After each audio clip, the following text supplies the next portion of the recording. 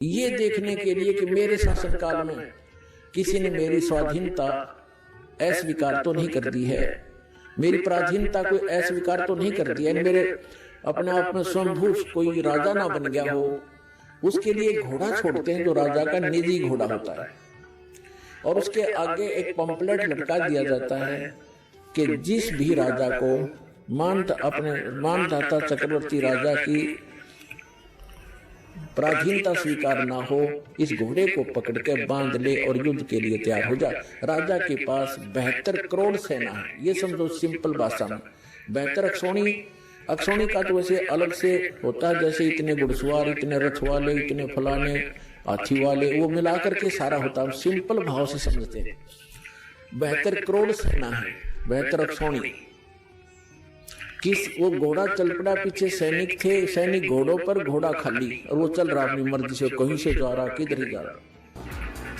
तो जाते समय भी तुमने किसी ने देखा कि घोड़ा खाली जा रहा है, बाकी वे सवार बैठे, क्या कारण है। लेकिन वापस जब आए तो भी वहीं से आगे वो कुदरती सारी पृथ्वी पर घूम कर 1-2-4 वर्ष के बाद तो ऋषि ने पूछा कि सैनिकों ये घोड़े पर सवार क्यों नहीं कोई। तो उसने बताया, सैनिकों ने बताया कि ये राजा मानदाता चक्रवर्ती राजा का घोड़ा है, इसमें कोई बैठ नहीं सकता। और इसके गले में क्या लिखा है, ऋषि ने पूछा। सैनिकों ने उत्तर दिया, इसके गले में ये लिखा है कि जो इस घोड़े को पकड़ेगा उसने राजा मानदाता जी के साथ युद्ध करना पड़ेगा, और राजा के पास 72 करोड़ सेना है। ऋषि ने पूछा, क्या किसी ने नहीं पकड़ा।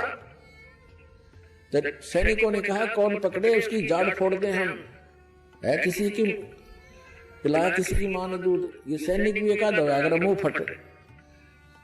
तो उसने ऋषि ने सोचा राजा को अभिमान हो गया, इस अभिमान ठीक करते हैं। बता, ऋषि का राजा के अड़न का किए तो क्या ऋषि है वो, ऋषि माना अच्छी आत्मा, और तो गधा है वे, मतलब पंगा पा लिया। बोला मन ये घोड़ा बांध लिया, रख बांध दो घोड़े को मेरे वृक्ष के जिसके नीचे तपस्या करे थे। सैनिकों ने बांध दिया।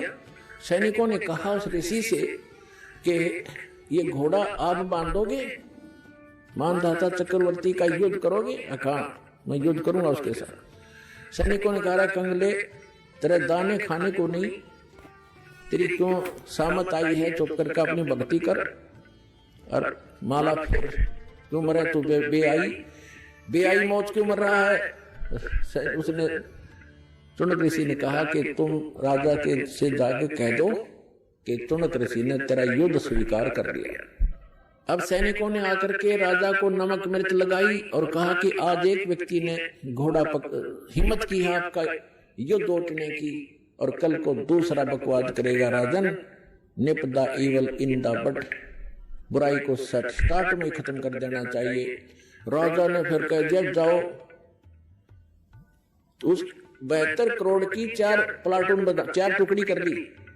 18 करोड़ सेना एक आदमी को मारने के लिए भेज दी, चुनक ऋषि को। और चुनक ऋषि ने क्या किया, अपनी जो साधना करी थी, सारे जीवन में डले डोए थे, उसकी 4 पुतली बना दी, एटम बम बना लिए सिद्धि थे। एक एटम बम छोड़ दिया पुतली, उसने कत्लेआम मचा दिया। घड़ियां पुतली होगी, हजारों करोड़ों की संख्या में, और कत्लेआम मचा दिया। और वो खत्म हुई सिद्धि, वो तो जो निकल गया बाण, वो बम। राजा ने दूसरी टुकड़ी 18 करोड़ की भेज दी, ऋषि ने दूसरी पुतली भेज दी। ऋषि ऐसे 72 करोड़ सेना का नाश कर दिया, कत्लेआम कर दिया। किसने, उस चुनक नाम के ब्रह्म उपासक ने, उस काल के उपासक ने, ब्रह्म के उपासक ऋषि ने। अपने आत्मा चाहे तो गोली से मार दे, और किसी के पास वचन की ताकत जंतर मंत्र है उससे मार दे, भगवान के दरबार में दोनों दोषी बराबर होते हैं। अब इसके विषय में सूक्ष्म वेद में परमात्मा ने अमरवाणी में कहा, सचिदानंद ब्रह्म की वाणी में, कि 72 अक्षौणी अक्षय करी वो चुनक ऋषि स्वर एक, ये दे धारे जोरा फरे भाई सभी काल के वेखे।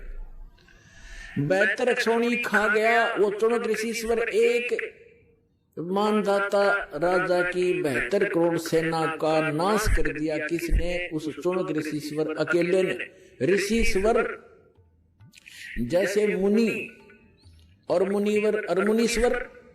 एक तो मुनि आम साधक, और मुनिवर उन साधकों में श्रेष्ठ मुनि, और फिर मुनीश्वर उन श्रेष्ठ मुनियों में भी परम श्रेष्ठ, यानी उस मुनीश्वर ऋषिश्वर ऋषिश्वर उस तीसरे नंबर के गुड बेटर बेस्ट, उस बेस्ट यहाँ के बेस्ट जाने जाने वाले ऋषि के ये कर्म है 72 करोड़ सेना खाली। ये सूक्ष्म वेद में परमात्मा बता रहे हैं।